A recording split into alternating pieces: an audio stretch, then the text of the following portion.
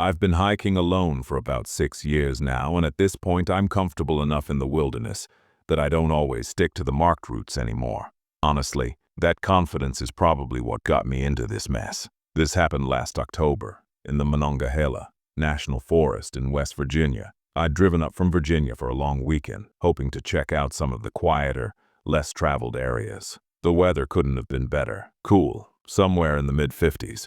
Cloudy but not threatening rain. It felt like the perfect setup for a peaceful, isolated hike. Around 4 hours into the trek, I came across what I can best describe as a gorge. It wasn't a giant canyon or anything, but it was deep enough, maybe 30 to 40 feet straight down to a rocky floor, with a thin stream running through it. A fall might not kill you, but you'd definitely end up in the hospital. The walls were nothing but loose shale and awkward overhangs, so climbing wasn't an option. The only real way across was this huge fallen oak tree, lying diagonally between the two sides. The trunk was thick and weather-worn, probably used as a makeshift bridge by other hikers. I checked it over for a minute or two, and it felt solid enough, so I decided to cross. I moved slowly, staying focused on my footing. By the time I stepped back onto solid ground, I realized I had a nice little burst of adrenaline going. That's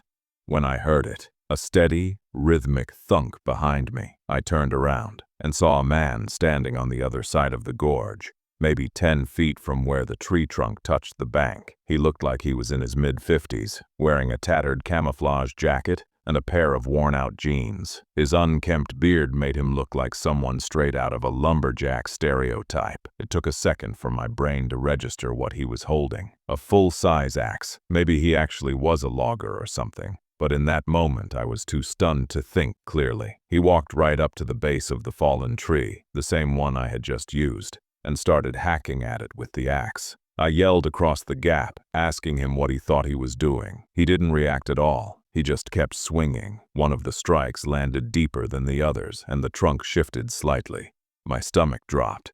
I shouted again, louder, telling him to stop, because I had literally just crossed that tree. That's when it sank in. He probably already knew that. He was trying to trap me on the other side, and still, he didn't stop.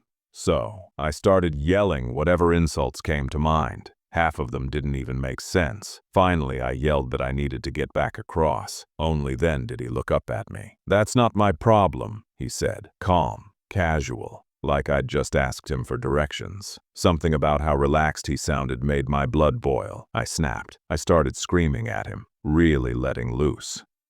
I honestly can't remember everything I said, but something in that tirade must have struck a nerve, because he suddenly stopped mid-swing. He actually set the axe down for a moment and walked a few steps closer to the edge of the gorge. That's when I finally got a good look at his face, and I honestly wish I hadn't. His eyes looked sunken, almost hollow, with dark circles that blended into the rest of his skin. It gave him this unsettling, almost sickly appearance. He leaned over the drop and said something that has stayed burned into my memory ever since. "I know these woods a lot better than you do." It wasn't the words themselves. It was the way he said them. Not like a threat, not even like a warning. Just matter of fact, like he knew something I didn't, and arguing with him would have been pointless. We stood staring at each other for what felt like a full minute. Then, without another word, he grabbed his axe, turned away, and disappeared back into the tree line. I didn't yell after him or try to get his attention. I couldn't think of a single thing to say. I just stood there trying to make sense of what had just happened. The fallen tree was still wedged across the gorge,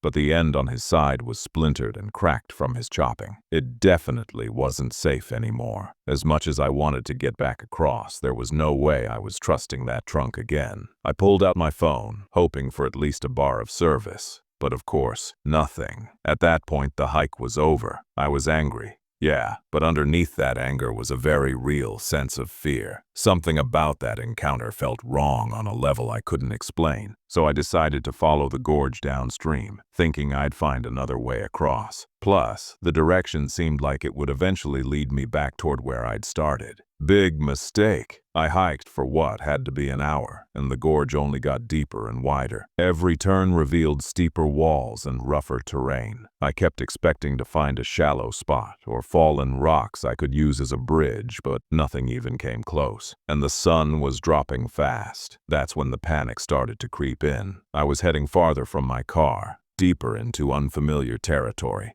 and daylight was running out. I started thinking that maybe my only option would be to climb down into the gorge and somehow scramble back up the other side.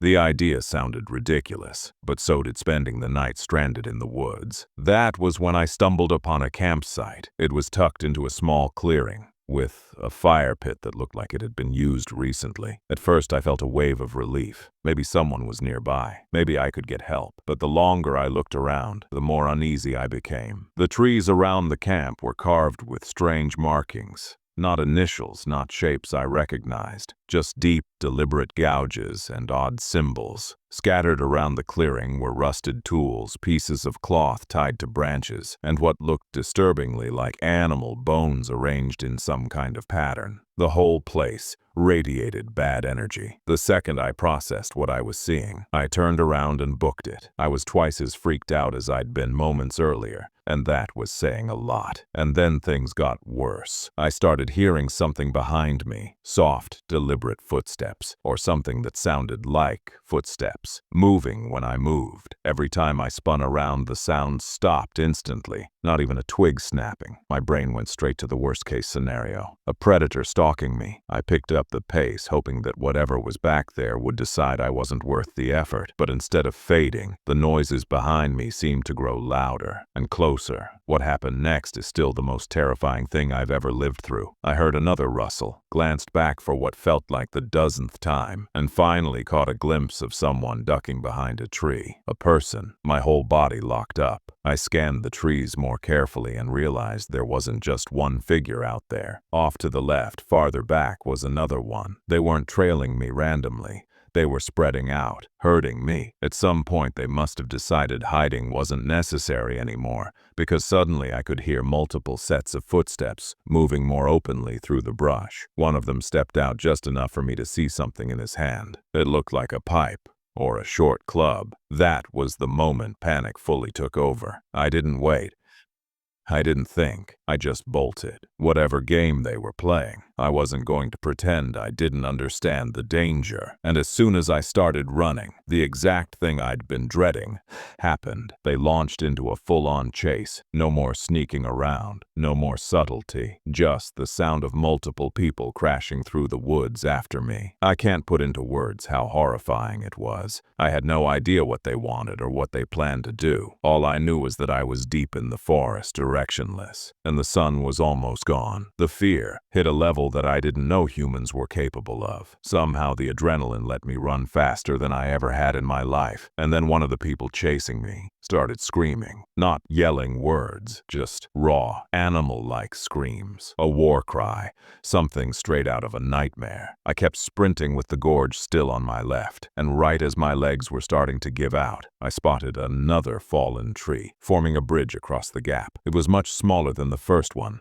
definitely more questionable, but I didn't have time to hesitate. I scrambled onto it and rushed across, barely keeping my balance. I didn't check if it was stable. I didn't even look down. Thinking about it now, I basically gambled my life on a rotten log, because the alternative felt worse. Somehow it held, and I reached the other side. I turned back immediately. There were 3 of them now, all standing on the opposite ridge, and weirdly, they all looked disturbingly similar to the first man I'd encountered earlier. Same ragged clothing, same filthy appearance. One of them really was holding a pipe. I watched the man in front put a hand on the trunk like he was about to follow me, but then he stepped back. All 3 stared at me with this cold, hostile expression. I felt rooted to the spot, too terrified to move. Then one of them shouted across the gorge, telling me to get out, said I was lucky. Lucky. That was all I needed. I turned around and ran without looking back. I kept expecting to hear footsteps again, but the woods went unnervingly silent. The darkness made everything worse. A couple of times I had to fight off a full-blown panic attack just to keep going. By some miracle, or maybe just blind instinct, I must have angled my run in a way that led me toward the trailhead. Eventually I saw a familiar sign and nearly collapsed from relief. I drove home shaking and reported everything I could, but deep down down, I knew nothing was going to come of it. What could anyone do? There were no names, no faces, no real proof. It's been months now. I still go hiking, but it doesn't feel the same anymore.